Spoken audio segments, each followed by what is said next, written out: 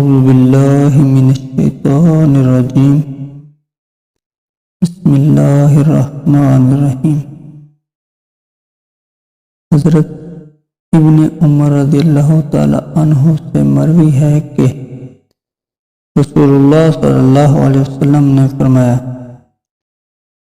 مسلمانوں، تم میں سے ہر ایک سے اس کی رعیت کی نسبت سے سوال کیا جائے گا۔ جو آدمی لوگوں پر حکومت کرتا ہے وہ ان کا رائی ہوتا ہے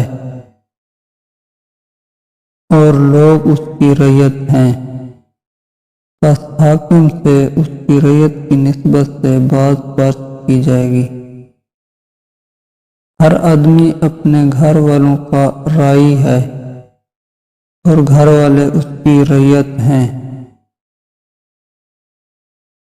پس ہر آدمی سے اس کے گھر والوں کی نسبت باز پرس کی جائے گی۔ ہر عورت اپنے خاوند کے گھر پر رائی ہے اور خاوند کا گھر اس کی رعیت، بس ہر عورت سے اس کے خاوند کے گھر کی نسبت باز پرس کی جائے گی۔